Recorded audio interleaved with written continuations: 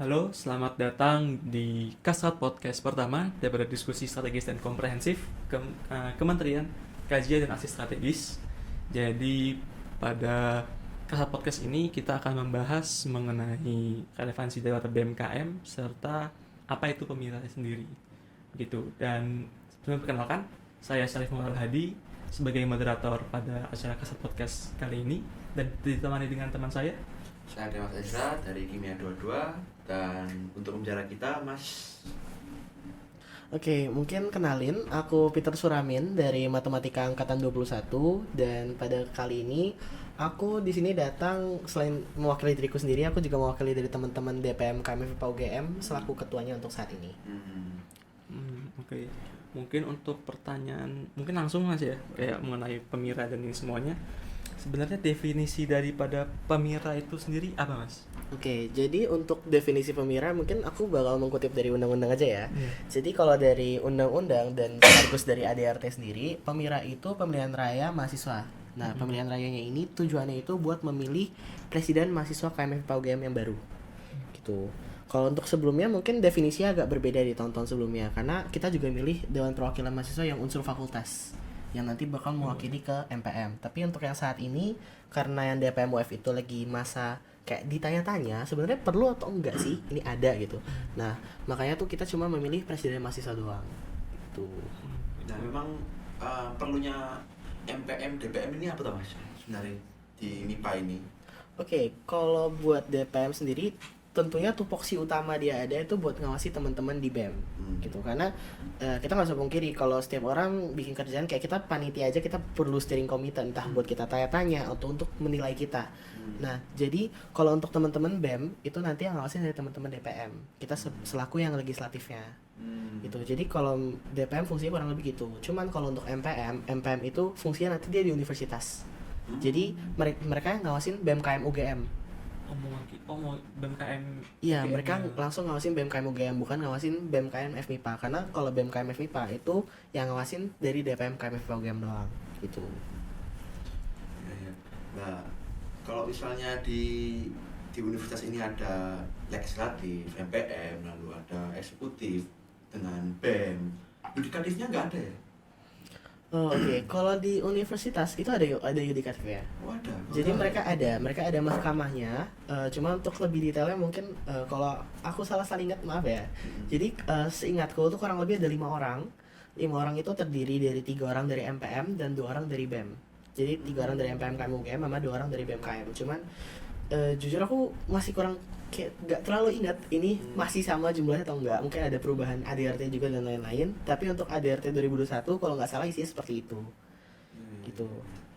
Balik lagi Mas, di MIPA, kalau di MIPA itu kan katanya itu sudah masih apa ya Mas, sekarang pengiranya itu untuk DPM dan MPM ini masih gitulah ya kan, itu kenapa Mas ya? Oke. Kalau pemira sekarang artinya kan yang benar-benar kita fokusin kan dari presiden mahasiswanya ya, karena DPM UF kita nggak pilih sama sekali karena di ADRT sudah kita hapus untuk DPM UF. Karena ya udah dihapus karena saat sidang umum kemarin itu dari teman-teman di forum sidang umum itu mengutus adanya tim kajian khusus. Nah, tim kajian khusus ini itu gunanya buat mengkaji kira-kira sebenarnya hubungannya apa sih di antara KM UGM sama KM FMIPA UGM gitu. Karena kan kita butuh jembatan di antara dua keluarga mahasiswa ini kan DPM UF kan jembatannya. Nah, sebenarnya hubungan kita tuh apa? Terus kita perlu nggak sih ada DPM UF? Kayak untung kita apa? Kita ada rugi nggak kalau seandainya kita nggak kirim? Nah, karena mereka bikin tim kajian khusus itu, kan nggak mungkin kita sambil kirim orang kita sambil mengkaji, kan? Nah, makanya pas kemarin kita nggak mengirim dan dari forum setuju untuk menghapus bab DPM UF. Makanya nggak ada pemilihan DPM UF sama sekali karena dihapus dari ADRT.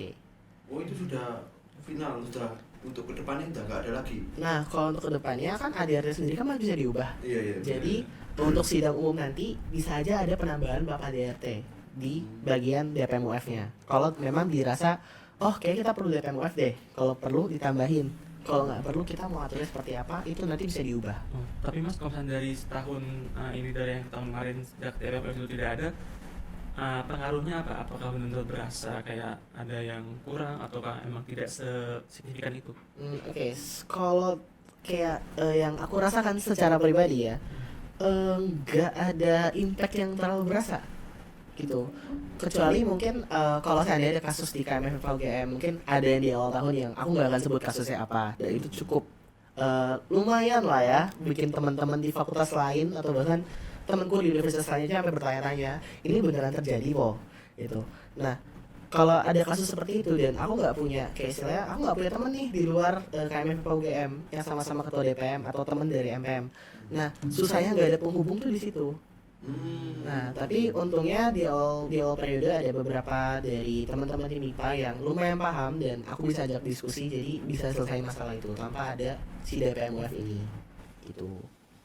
Apalagi mungkin sedikit agak kerumitan dalam konfirmasi untuk keluar, mungkin hubungan keluar dalam hal yang memang ada event atau ada permasalahan mungkin ya. Betul, karena memang kita nggak bisa pungkiri kan setiap orang kan masuk organisasi kan belajar ya, bukan artinya dia masuk organisasi dia udah pro gini-gini segala macam. Kalau aku sendiri kayak aku naik jadi ketua DPM tuh bukan yang kayak oh aku udah hatam betul nih kalau seandainya ada masalah ini aku harus begini, kan aku enggak. Jadi aku tentunya aku perlu orang lain yang entah dia punya pengalaman atau kurang lebih dia punya gambaran serupa gitu. Jadi kayak aku kemarin benar-benar butuh teman-teman di fakultas lain karena aku mendengar ada beberapa fakultas yang mengalami kejadian serupa di tahun-tahun sebelumnya.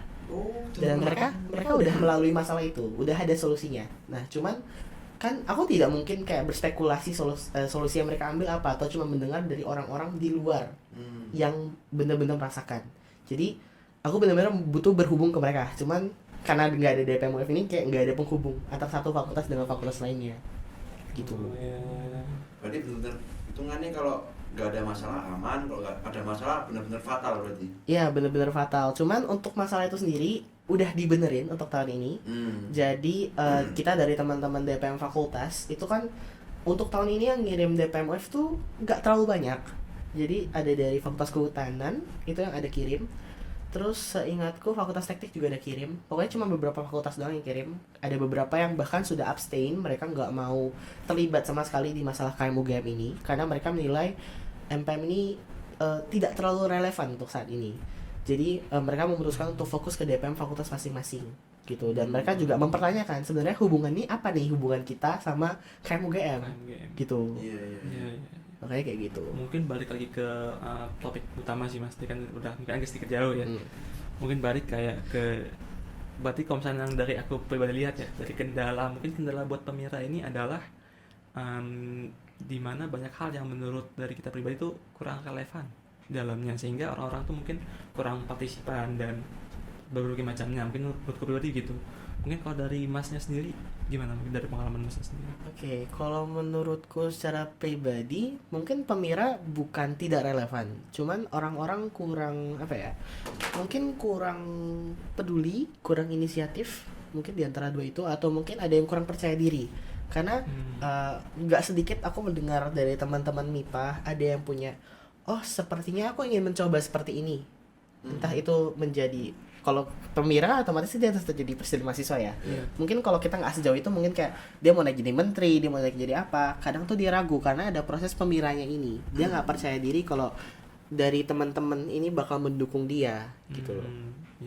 Jadi mungkin itu salah satu faktornya, karena dia nggak percaya diri kalau menurutku. Jadi kalau Pemira sendiri harusnya masih relevan ya untuk saat ini, karena Pemira ini kan ada kan bukan cuma buat aku cari nama, aku jadi pemimpin gini-gini, kan bukan kayak gitu tujuan Pemira. Tujuan Pemira itu kan sebenarnya biar bukan dari calonnya saja yang berlatihan untuk gimana caranya public speaking, gimana caranya meraup relasi sana sini gitu, kayak membuat gimana caranya memimpin sebuah organisasi. Itu kan yang penting untuk si calonnya.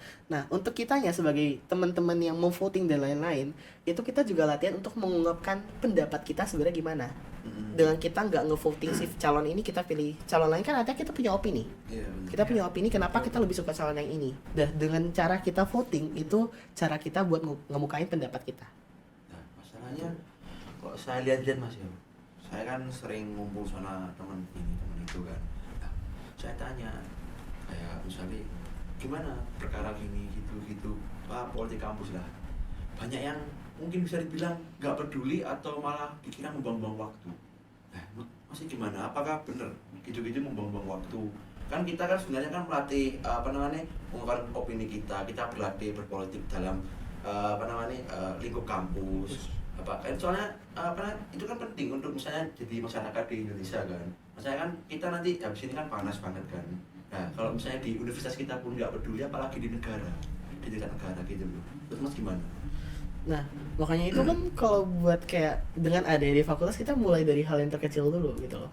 Mungkin kalau fakultas kegedean kita mulai dari prodi dulu. Apakah dari teman-teman prodi juga mereka mungkin ada pemilihan ketua himpunan baru? Apakah mereka antusias? Gitu. Dimulai dari hal yang kecil dulu, mereka latihan buat peduli.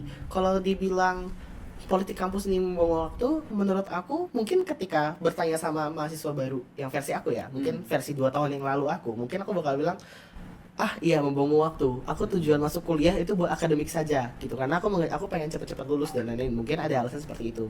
Tapi setelah aku jalanin di 2 tahun di DPM ini, karena aku udah jalan 2 tahun di DPM, menurutku mungkin secara politik kampusnya berdiri sendiri.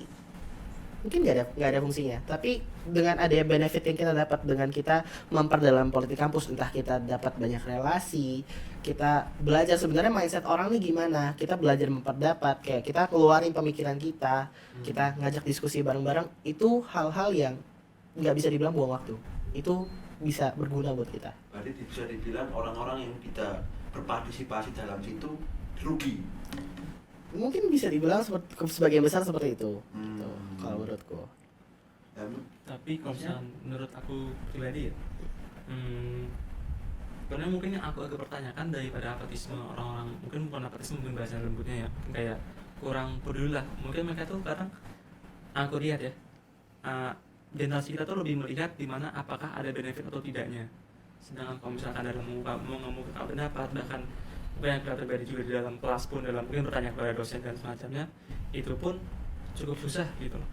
Jadi dari aku pribadi mungkin cukup susah melihat bagaimana orang bisa mendapatkan sebuah benefit di mana mereka tuh merasa ini tuh berguna buat aku dan aku bisa mengemukakan pendapat.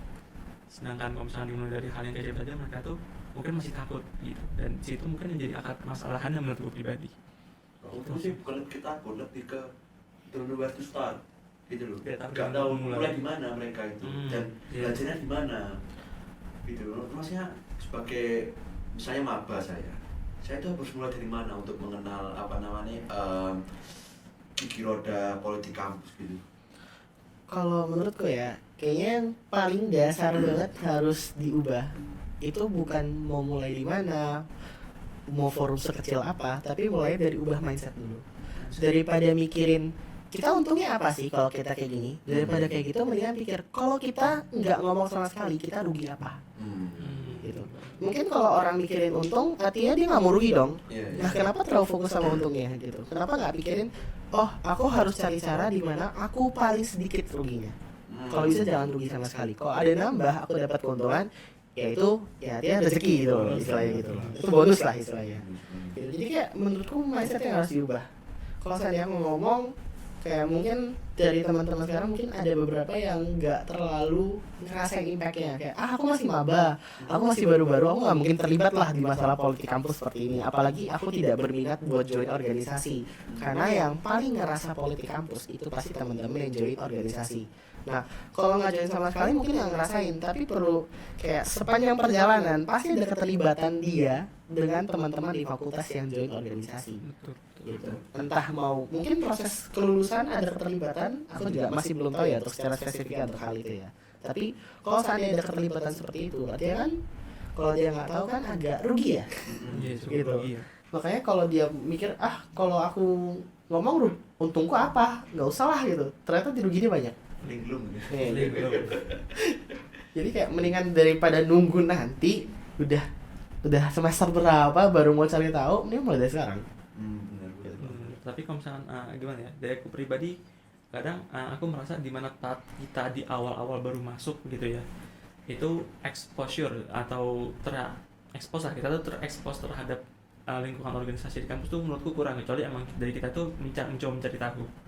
Nah menurutku pribadi mungkin itu menjadi hal yang buat orang-orang susah untuk memulai di awal mungkin mas, dimana kayak mereka tuh masuk ya tentu kan pasti usianya kita tuh kayak mau kuliah, mau kuliah akademik, atau mungkin ada dari berbagai macam alasan lainnya lah.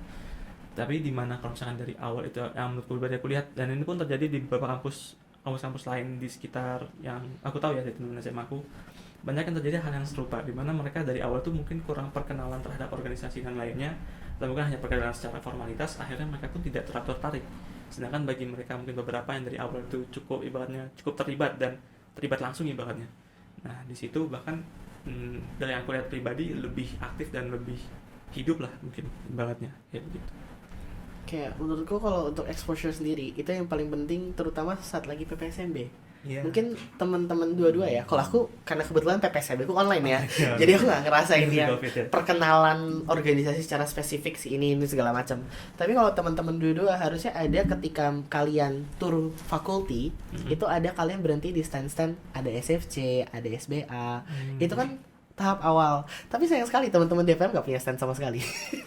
Itu pertama, satu, makanya nggak terlalu terexposure ke politiknya. Karena yang benar-benar kerasa politik kan DPM. Gitu. Nah, terus setelah itu biasanya tuh ada beberapa komponen organisasi yang bikin open house. Gitu. Cuman mungkin publikasinya kurang, nggak nyampe ke teman-teman angkatan yang baru. Jadi dari tupoksi open house itu nggak terjalani gitu loh, 100% sesuai dengan pemikiran yang bikin proker ini. Gitu. Jadi kayak, dan itu kita nggak bisa salahin keseluruhan karena kamu kurang publikasi, mungkin aja case-nya beda, mungkin penanggalannya nggak ditanggalin tepat, mungkin ada cara lain, atau mungkin memang dari teman-teman yang baru ini masih belum mendapatkan sebenarnya kayak aku datang ke open house ini ngapain gitu, benefitku apa gitu. Kembali lagi ke mindset gitu. Kalau seandainya dia nggak menemukan keuntungan apapun dan dia aku nggak ada untungnya nih datang ke acara open house gini, aku lebih untung aku pulang, aku istirahat, aku tidur, aku udah capek kuliah 10 SKS, contoh seperti itu gitu. Bisa aja ada alasan seperti itu kan. Jadi sebenarnya ya balik lagi mindset lagi gitu. Kayak memang exposure itu sangat amat penting di awal, dan aku sangat amat menganjurkan. Kayak lumayan sayang banget di tahun ini itu nggak ada tepang MIPA. Kalau tahun lalu tuh ada tepang MIPA. Jadi teman-teman prodi itu masuk di sebuah ruang kelas di hari Sabtu atau di hari Minggu. Nah, nanti dari teman-teman lembaga tingkat fakultas itu keliling kelas. Kita kenalin DPM apa segala macam. Dan tahun lalu itu ada, cuman memang pesertanya mungkin ada beberapa prodi yang tidak terlalu banyak pesertanya. Nah, untuk di tahun sendiri itu nggak ada tepang MIPA gitu. Jadi itu kayak tepang MIPA sendiri kan proker BEM KMF program ya. Jadi proker dari BEM. Untuk alasannya sendiri sebenarnya ada, cuman kayak nggak bisa kasih tahu alasannya apa. Mungkin di sini ya. Nggak di sini ya, aku kasih tahu. Cuman memang ada alasan tersendiri yang memang ya diwajarkan lah untuk tidak adanya. Makanya kemarin dari aku sendiri juga ada inisiatif kita open stand. Dari kemarin kan juga ada beberapa ya open stand di Selace. Entah dari kegiatan dari BEM, ada yang kayak kemarin bakti sosial kalau nggak salah, donor darah gitu-gitu segala macam. Itu ada yang open stand gitu. Paling gitu.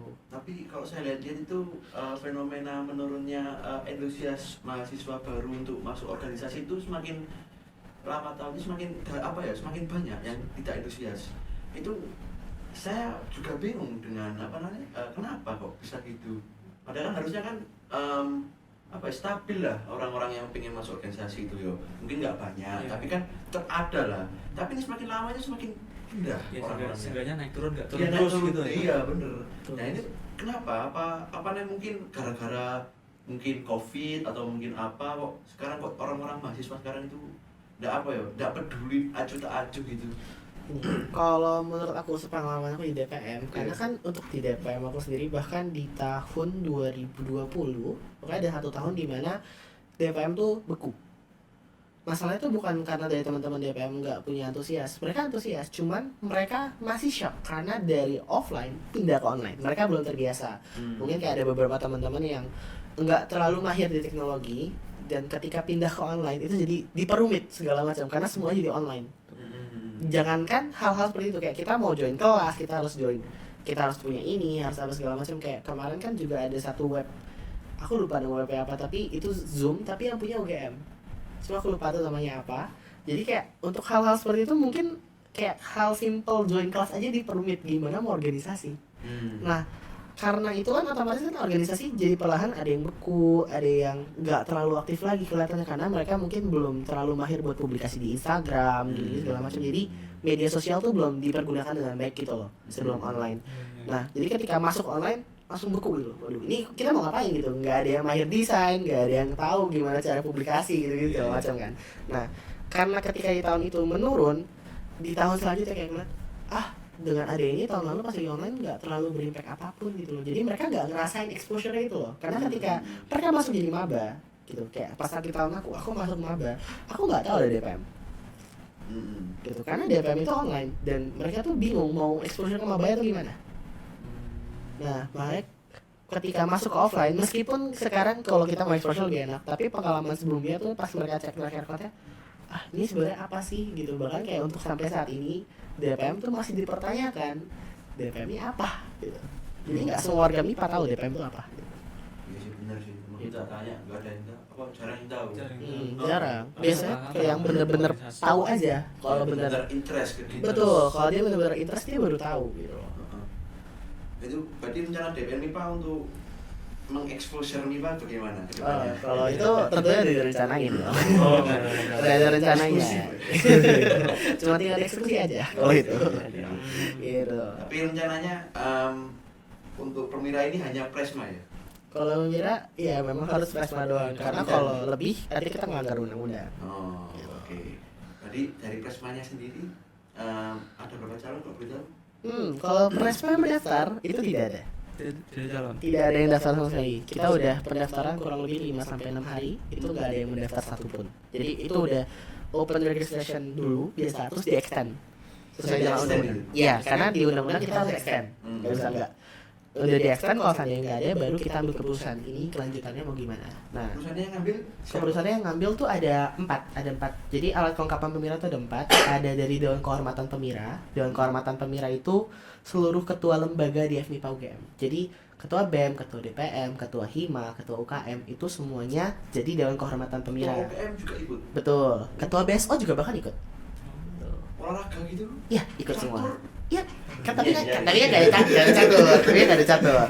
Nah, beda. terus habis itu ada namanya Mahkamah Permira. Mahkamah Permira itu istilahnya yudikatifnya Permira lah. Kalau ada pelanggaran yang bikin sidang-sidang itu mereka. Ya. Terus ada badan pengawas. Badan pengawas ini yang benar-benar ngawasnya langsung di lapangan. Gitu. Jadi kalau seandainya ada uji publik, ada diskusi publik gitu-gitu, mereka yang ngawas di lapangan gitu loh. Ada pelanggaran nggak segala macam. Terus ada Komisi Pemilihan Raya. Komisi Pemilihan Raya ini mereka panitianya lah. Mereka yang ngejalanin, mereka yang nyusun acaranya mau apa aja. Mereka yang open registration, mereka yang seleksi gitu segala macam. Gitu. Nah, dari keempat ini karena nggak ada calon, kita ambil keputusan bersama. Oh, gimana nih nggak ada calon? Oke, kita lanjut di tahap nanti sesuai dengan undang-undang. Artinya kita lanjut di sidang umum. Gitu. Sidang umumnya nanti di 18 Desember. 18 Desember. Itu semua orang bisa masuk? Semua orang bisa masuk. Semua. Cuman nanti perlu diingat kalau di sidang umum itu ada 2 macam peserta. Jadi pertama tuh ada peserta tetap.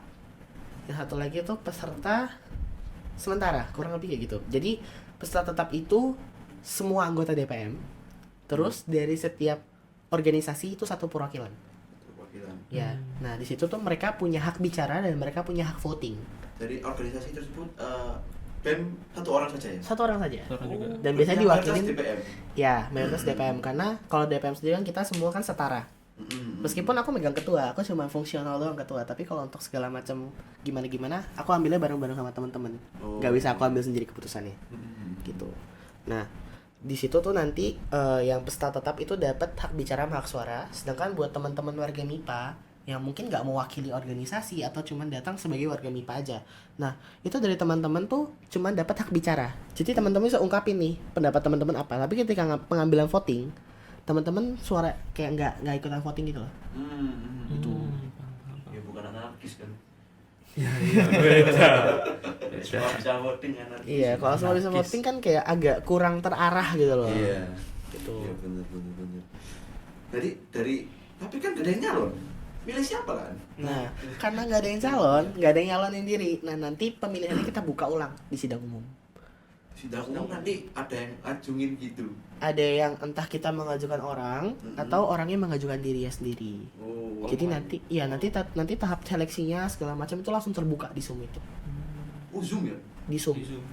Langsung mereka kayak memenuhi syarat atau enggak. Terus mungkin mereka langsung orasi langsung kayak kita musyawarah mufakat mungkin buat ngambil kira-kira kita setuju nggak presmanya dia, atau kita voting kalau seandainya presmanya lebih dari satu. Karena untuk tahun lalu itu kita musyawarah mufakat karena calon presiden mahasiswa cuma satu gitu. Cuman kalau mungkin tahun ini kalau seandainya lebih dari satu, nanti kita voting. Ada votingnya. Ya ada votingnya. Nanti votingnya di sidang umum Sedang ngomong gitu. gitu. Kalau tahun-tahun lalu pernah kayak gini nggak? Kalau tahun-tahun sebelumnya, sepengetahuan aku ya, Iya. di 2 tahun yang lalu itu calonnya tuh ada 2 untuk presiden mahasiswa dan 2 untuk DPM-UF. Jadi bukan pemira yang kosong gitu loh, pemiranya ada isinya. Nah tapi untuk tahun lalu itu baru mulai drop, DPM-UF nggak ada yang daftar, presiden mahasiswa yang daftar cuma 1 gitu. Dropnya benar-benar langsung drop banget gitu, Rempung. langsung nyemplung, entah kenapa. Bahkan sampai sekarang pun masih ada nyemplung. Kalau sampai sekarang lebih nyemplung lagi, Lebih nyemplung lagi. nggak ada yang daftar. Daftar. Tahun besok gimana? Itu dia. Masalah statistiknya. Waduh. Itu dia kan masalahnya kan, gimana caranya kita ngedongkrak itu loh biar naik, jangan turun terus. Tuh. Ya.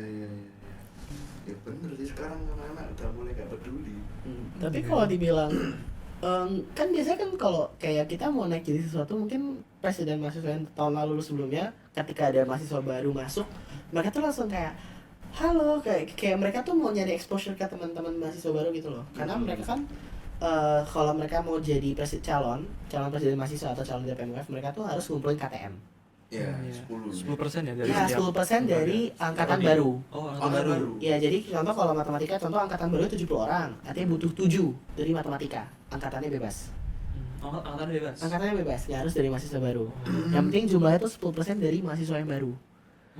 Gitu. Nah, mereka tuh bisa lewat mereka kenalan sama teman-teman mahasiswa baru atau sama teman-teman seangkatan. Tapi kayak lebih enak kalau seandainya angkatan bervariatif, artinya dukungan dari setiap angkatan tuh ada. Gitu. Nah, biasanya tuh kalau mereka mau nyalonin diri, meskipun pemiranya belum mulai ya, mereka tuh udah mulai kenalan gitu loh sama teman-teman yang baru, kayak udah mulai terlihat lah dia mau mengajukan diri jadi calon.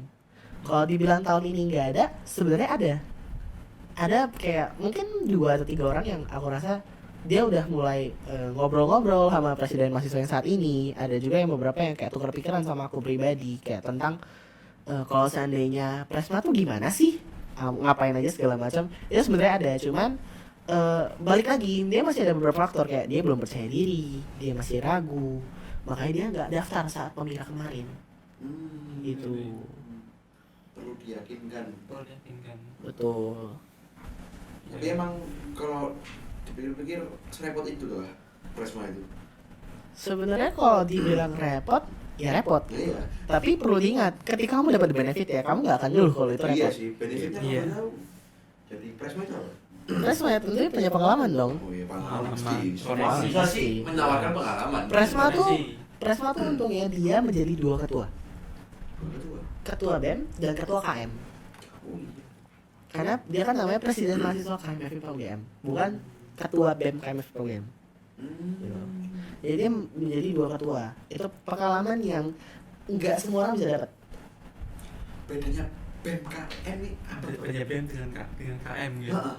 BEM sama KM, jadi KM itu sistemnya. Sistem kita sebagai sebuah fakultas tuh sistem kita gimana? Kita namanya keluarga mahasiswa sistemnya.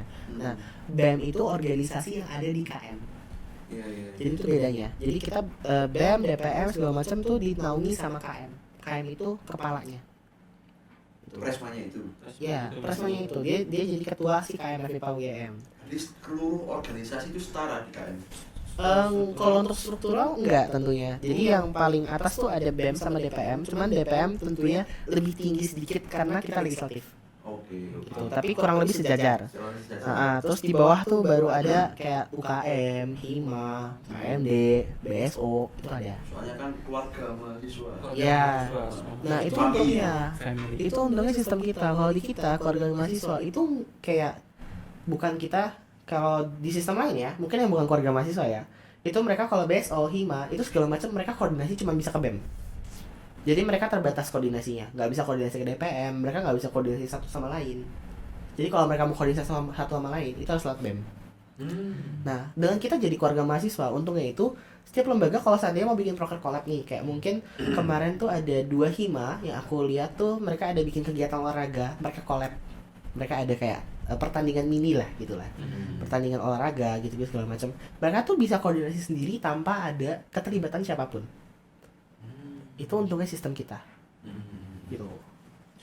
Jadi hitungannya BEM nggak terlalu dibutuhkan gitu ya. Kalau dibilang nggak dibutuhkan, tetap dibutuhkan juga, karena kan memang pusat koordinasinya ngebantuin kan dari BEM Jadi gitu. semua organisasi UKM semua itu untuk mengorganisir ke BEM dulu. Karena kan Kesempatan dana kalau nggak salah kan juga gitu. Betul. Tapi mungkin yang jadi pertanyaan sedikit ya mas, kalau misalkan memang BEM itu ibaratnya menjadi pusat daripada semua yang KM yang ada, lantas mengapa dalam pemilihan ketua atau penyalonan ketua tuh sangat susah ibaratnya? Misalkan ya ibaratnya kan kalau soal mindset lagi kan, mereka pun juga ikut merugi gitu loh. Dimana kalau misalkan gak ada pemirsa dan gak ada ketua, atau mungkin ketuanya mungkin bahkan dipospon ibaratnya jadi apakah Januari atau Februari, tentu kan mereka juga akan merasakan hal tersebut, walaupun mungkin ya memang adanya kita ya liburan semester lah, tapi tetap di situ kan kita bukannya malah juga merugi gitu mas. Dari situ gimana menurut mas sendiri? Kalau menurutku ya mungkin aku nggak pukul rata semua orang seperti ini, tapi mungkin dari beberapa pendapat yang aku dengar itu ada juga yang kayak sebenarnya kalau nggak ada presiden mahasiswa ya udah kan kita, karena kita KM semua lembaga di bawah situ tuh independen, jadi kita semua tuh bisa berdiri tanpa adanya lembaga lain. Kayak jujur aja, meskipun ada DPM nih, kita ngawasin BEM, dengan gak adanya BEM, DPM tetap bisa berjalan. Karena kita lembaga independen satu sama lain. Jadi ketika mungkin ada beberapa orang yang berpikir seandainya kalau di Presma ini memang kayak nggak ada yang salah terus segala macam, mereka nggak terlalu pengaruh karena untuk organisasi mereka sendiri mereka jalan gitu. Karena satu hal yang perlu kita pikirkan, daripada kita ngurusin yang lain, kita pikirin diri kita sendiri dulu gitu loh. Kecuali internal kita udah benar. Nah internal kita udah benar, mau ngurusin yang lain, mau ngebantu silakan gitu loh. Karena kadang kayak aku sendiri aja, aku masih merasa internal aku sendiri masih perlu diperbaiki gitu loh. Cuman aku masih berpikir kayak ini kayak kalau nggak diurusin dari teman-teman, kayak mungkin teman-teman BEM kayak sekarang presiden mahasiswa nggak ada, kalau nggak diurusin kayaknya bakal kacau untuk kedepannya. Jadi nggak semua orang mungkin bisa ngeluangin waktu ke sana karena mereka ada urgensinya sendiri di tempat mereka masing-masing. Gitu. Nah karena yang menjabat ini punya urgensi masing-masing, teman-teman FMIPA yang nggak menjabat itu sangat amat dibutuhkan suaranya. Gitu loh. Makanya kepedulian itu nggak harus dari teman-teman yang menjabat doang, teman-teman yang menjabat juga harus peduli gitu. Itu susahnya. Mereka nggak masuk organisasi, mereka nggak paham, terus karena nggak paham mereka nggak bisa ngedukung, karena mereka nggak paham sama sekali. Mereka nggak tahu mau mulai dari mana. Lingkaran setan. Nah itu lingkaran setan, sama kayak lingkaran kalau kamu join PDD ngulang-ngulang terus. Iya sama. Gitu. Ya begitu ya mungkin ya. Ya, tapi kalau misalkan gimana ya? Berarti kalau misalnya aku agak sedikit dapat mungkin membenarkan menurut pribadi ya.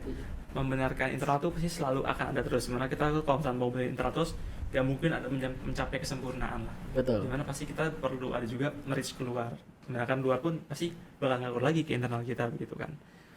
Mungkin yang sedikit aku masih pertanyaan dan bingungkan itu adalah kayak berarti apakah dalam BEM KM dengan KM-nya ini apakah masih relevan? Apa bentuknya itu kita masih memaksakan ke BEM KM? Kenapa nggak BEM aja? Kenapa harus ada KM-nya? Kenapa kita ibaratnya harus menjadi yang terpusat untuk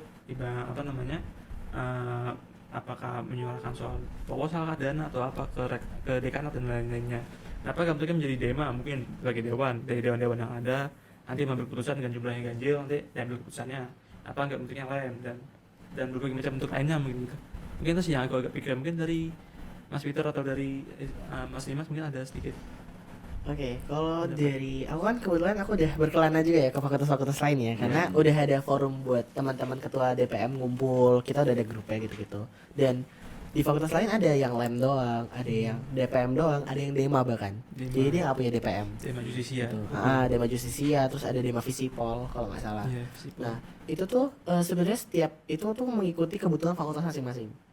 Nah kalau dari aku sendiri, kalau seandainya kita nggak pakai sistem KM, aku menurutku ya FMIPA tuh belum siap kalau nggak punya KM, karena kayak pendanaan kayak BKM itu perlu satu pusatnya tuh KM, makanya namanya BKM KM UGM. Gitu. Terus kita juga punya KSKM kan, terus kalau seandainya ada organisasi yang perlu dana, mereka juga perlu ke KM ini karena mereka semua di bawah naungan KM. Nah kalau seandainya kita nggak pakai KM, cuman BEM doang sendiri, BEM FIPA UGM atau DPM FIPA UGM, sebenarnya bisa, dua-duanya tetap masih ada, karena bukan artinya dengan nama KM baru ada DPM. Kalau KM hilang, DPM hilang, nggak gitu sistemnya. Tetap bisa ada. Nah, tapi ketika nggak ada KM ini, yaitu tadi yang keuntungan aku bilang, kita nggak berdiri secara independen. BEM itu membawahi semuanya, atau BEM itu berdiri sendiri, nggak membawahi siapapun. Jadi semuanya itu jalan dengan arahnya sendiri, jadi nggak ada sinkronisasi. Kayak kebayang nggak, ketika di satu hari BEM bikin acara, Hima bikin acara, IM bikin acara, semua bentrok tanggalnya. Kenapa? Karena nggak ada forum yang buat sinkronisasi itu loh tanggalnya, biar tanggalnya nggak bentrok. Kayak contoh, wisudaan tuh kita ada koordinasi juga. Oh, prodi ini lokasinya di ini ya, prodi ini lokasinya di ini. Nah, buat peminjamannya dibantu sama Presma. Tuh, sinkronisasi itu biar kita nggak rebutan spot di wisudaan. Contoh gitu, itu satu. Biar tanggal juga kita sama-sama meramaikan. Kalau kita mau nyampein undangan, kita bisa kasih tahu dulu dari jauh-jauh. Guys, kayak tanggal segini aku mau ada acara nih. Nanti mungkin buat surat undangannya bakal menyusul ya, gitu. Jadi kita bisa saling meramaikan satu sama lain, kita ngebantu satu sama lain. Terus kayak ya biar nggak bentrok lah satu sama lain. Kita punya forumnya sendiri, dan forum itu ada karena KM gitu loh. Karena sistem keluarga mahasiswa. Mungkin kalau sistem bukan keluarga mahasiswa, aku nggak tahu bisa ada atau enggak. Gitu. Oke, mungkin di sini diberikan cukup terlihat itu. Kayak aku juga mungkin kalau aku simpulin sedikit mungkin ya Mas ya. Boleh. Bentuknya itu relevansi dari BMKM itu tentu mesti relevan, dan juga dimana keikutsertaan dari setiap unsur yang ada dari mahasiswa pada IPS itu sendiri tentu sangat diperlukan untuk keberlangsungan, ya ibaratnya dengan mengubah mindset lagi balik apa mindset, dimana kita mencari mana yang paling tidak merugikan kita, ibaratnya begitu. Dan untuk mungkin masalah pemilihan dan lainnya masih akan dilanjutkan lagi ke Zoom atau 15 Desember nanti. Betul.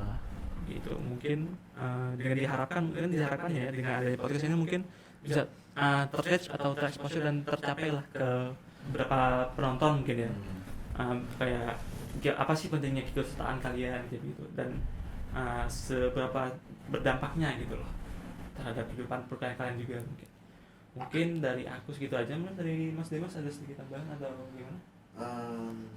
Dari Cukup lah ya. Kalau gitu mungkin dari Mas Witar sedikit. Kalau dari aku jangan lupa ikut Pemira gitu. Ramaikan aja sidang umum, nanti untuk undangannya terbuka kok, ada di GDPM untuk kabar ruangannya di mana, karena kita Zoom offline pertama setelah online kemarin-kemarin. Offline. Ya, jadi jangan lupa datang. online pertama. Offline pertama di MIPA nanti. Cuma nanti untuk undangannya tentunya terbuka, ada di IG DPM. Ada di GDPM. Ada, bisa dicek nanti gitu. Tadi katanya Zoom gitu online. SUM. SUM. Sidang Umum Mahasiswa. Gitu. Intinya nanti saksikan terus, mungkin akan ada di IG DPM dan mungkin akan disebarkan oleh mahasiswa lainnya. Jadi stay tune, dan mungkin segitu aja dari narasumber dan dari Mas Dimas ya. Mungkin aku sebagai moderator izin mengundurkan diri, dan semoga kita bertemu kembali di Kasat Podcast yang selanjutnya. Sekian dan terima kasih.